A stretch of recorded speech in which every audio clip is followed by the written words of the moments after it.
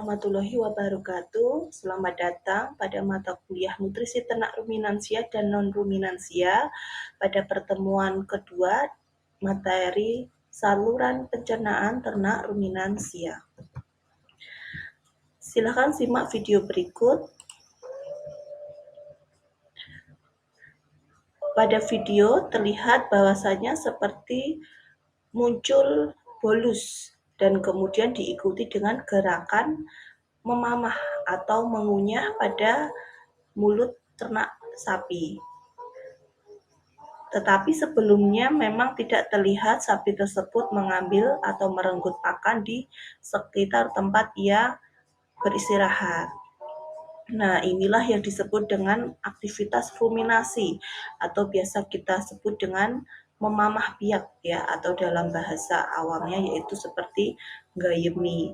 Nah, aktivitas ini biasa dilakukan oleh ternak ruminansia dalam keadaan istirahat ya, atau santai, atau dalam keadaan rileks.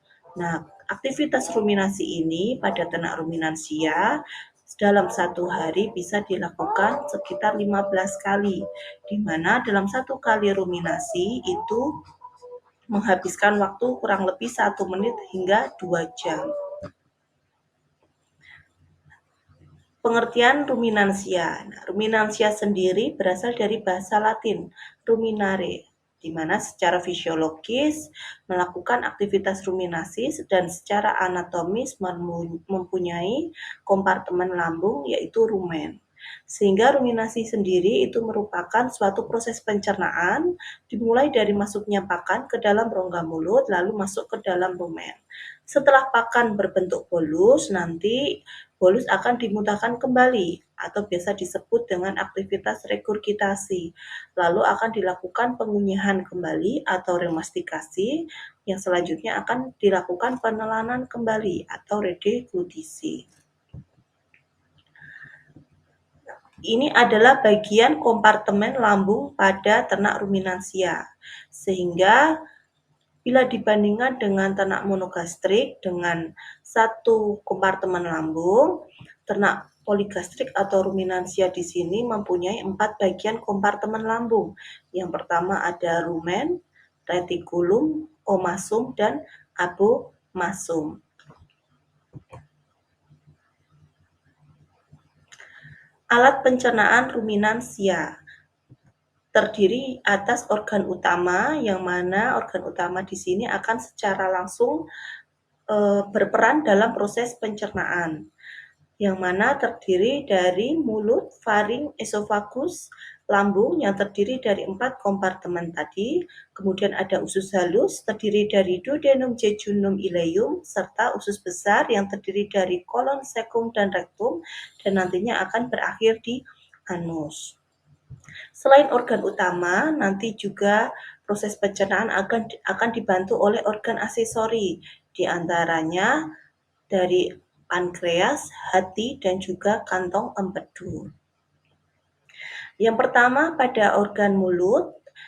Pada organ mulut nanti akan dibantu proses pencernaannya dari bagian lidah, gigi, dan nanti ada kelenjar saliva. Nah, lidah sendiri dalam proses pencernaan itu berfungsi sebagai prehension atau untuk mengambil pakan ya, untuk merenggut pakan. Nah, sedangkan gigi itu nanti berperan secara proses mekanik dengan bantuan gigi geraham dan gigi serinya nanti akan terjadi proses degradasi pakan menjadi ukuran partikel yang lebih kecil. Kemudian kelenjar saliva sendiri juga berfungsi secara hidrolitik, yang mana nanti dia akan saliva membasahi pakan dan juga mempunyai fungsi sebagai buffer untuk nantinya sebagai penyeimbang pH pada saat partikel pakan itu masuk ke bagian lambung rumen.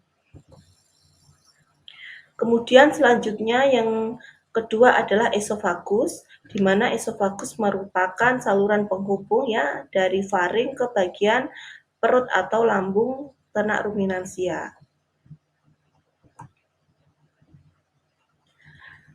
Lambung atau perut ruminansia itu sendiri ya tadi sudah disebutkan terbagi dalam 4 kompartemen, yang mana dibagi bagian fore stomach atau perut depan dan juga true stomach atau perut sejati. Nah, untuk fore stomach sendiri itu terdiri dari rumen, retikulum, dan juga omasum.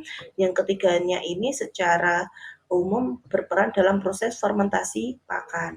Sedangkan abomasum atau true stomach disebut dengan perut sejati. Di sini proses pencernaannya dengan dibantu sekresi HCl dan juga enzim pencernaan. Nah, lambung ruminansia yang pertama adalah rumen, di mana di sini terdapat papila-papila rumen sebagai tempat atau untuk menyerap hasil fermentasi pakan, di mana proses fermentasi pakan di sini akan dibantu oleh berbagai jenis mikrobia, bisa berasal dari bakteri, protozoa, kapang, fungi, dan lain sebagainya. Kemudian selanjutnya ada retikulum, di mana disebut juga dengan perut sarang lebah karena dari bentuknya itu seperti sarang lebah. Nah, di dalam retikulum ini juga berfungsi untuk memindahkan partikel pakan penghubung. Jadi partikel pakan yang berukuran kecil nanti akan dilanjutkan ke bagian omasum, kemudian yang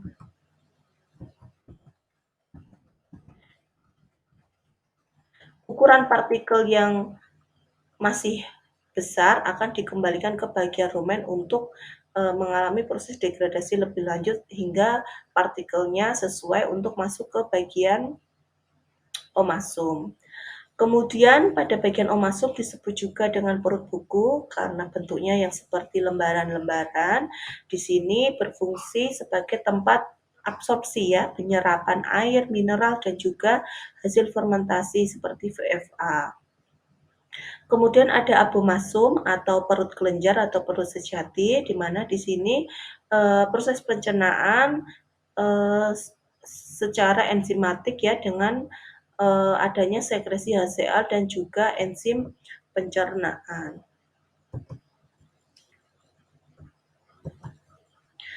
Nah, lambung atau perut ruminansia pada umur muda atau yang baru lahir itu belum sepenuhnya memiliki fungsi yang sama pada saat ruminansia dewasa, di mana pada saat ruminansia dewasa, kompartemen lambung yang terbesar adalah bagian rumen.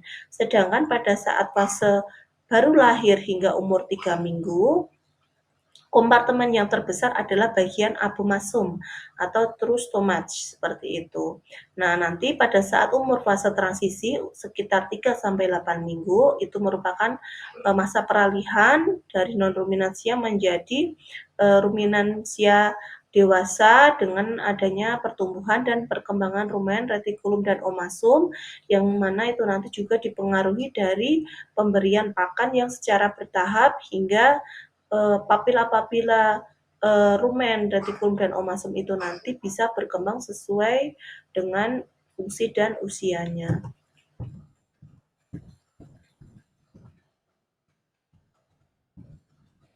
Nah, pada saluran pencernaan muda, tadi sudah disebutkan bahwasanya kompartemen yang terbesar adalah bagian abomasum.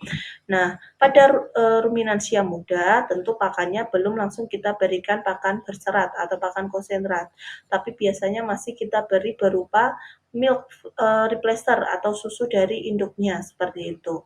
Nah, biasanya pemberian susu pada pedet itu akan langsung masuk ke bagian abomasum tanpa melalui rumen ataupun retikulum. Nah, ini karena adanya katup yang menghubungkan antara esofagus untuk nanti masuk ke bagian omasum dan ke bagian abomasum. Yang mana katup tersebut disebut dengan esophageal groove. Harapannya apa? Karena ruminansia muda atau pedet tersebut masih dalam masa pertumbuhan dan perkembangan jaringan, sehingga harapannya nutrien yang terkandung di dalam susu tersebut bisa langsung terserap di bagian abomasum, sehingga nutrisinya itu bisa langsung dimanfaatkan oleh pedet untuk pertumbuhan dan perkembangan jaringan tubuhnya. Nah, ini adalah perbedaan gambaran ya dari pemberian pakan yang hanya diberi susu susu dan hay ya atau berupa pakan berserat dan juga susu dengan pakan biji-bijian atau pakan konsentrat. Nah, di sini terlihat bahwa ternak ruminansia yang hanya diberi pakan susu saja itu terlihat warna dinding rumennya itu sangat pucat. Kemudian dengan susu dan hay terlihat lebih kecoklatan, hanya saja memang pertumbuhan epitel dinding rumennya itu kurang berkembang. Nah, sedangkan pada pemberian susu dan biji-bijian di sini terlihat warnanya lebih gelap ya. Warna gelap ini merupakan gambaran di mana pertumbuhan papila di dinding rumen itu berkembang dengan baik seperti itu. Nah, dari ketiga gambar ini dapat kita simpulkan bahwasanya dengan pemberian pakan konsentrat itu dapat merangsang ya pertumbuhan perkembangan dari papila dinding rumen dari setiap usia perkembangan dari ruminansia muda sampai nanti dia menuju ke ruminansia dewasa. Nah, ini adalah beberapa faktor yang mempengaruhi perkembangan rumen.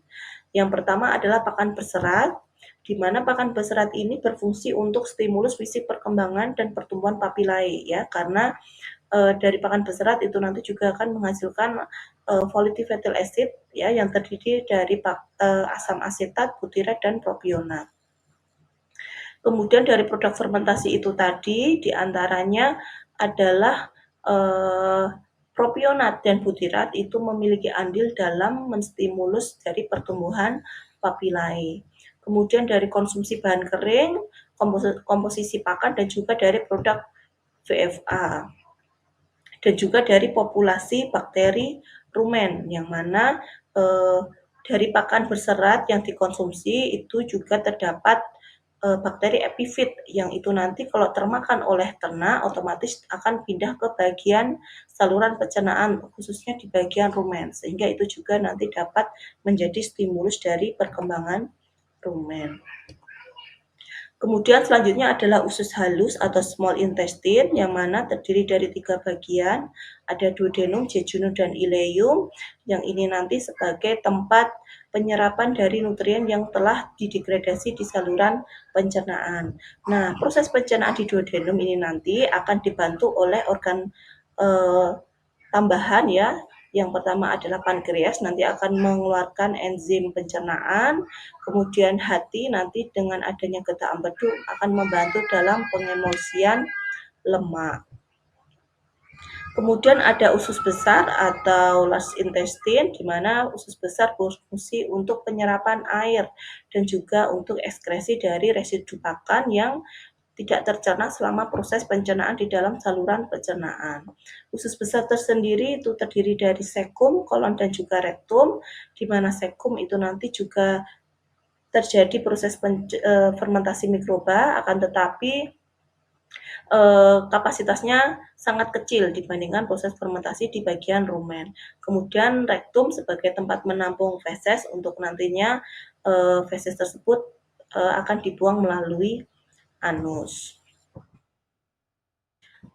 Nah, ini adalah gambaran perbandingan dari beberapa macam saluran pencernaan pada ternak ya. Di gambar A ini merupakan saluran monogastrik omnivor seperti pada kucing dan anjing, sedangkan di gambar B ini merupakan gambaran monogastrik herbivor, contohnya seperti kuda, yang mana dia berlambung tunggal, akan tetapi sekumnya di sini terlihat berkembang ya, karena pada monogastrik herbivor dia dapat mencerna pakan berserat, akan tetapi memang kapasitasnya sedikit lebih kecil yang terjadi di bagian sekum. Kemudian di sini gambar C ada ternak ruminan dan juga pada gambar D merupakan saluran pencernaan ternak unggas yang memiliki 2 sekum atau seka yang juga terjadi proses fermentasi oleh mikroba tetapi dalam jumlah yang kecil. Nah, berikut tadi sudah saya sampaikan mengenai materi saluran pencernaan ternak ruminansia. Semoga materi yang saya sampaikan dapat dipahami oleh teman-teman mahasiswa sekalian. Wabillahi taufiq wal hidayah. Wassalamualaikum warahmatullahi wabarakatuh.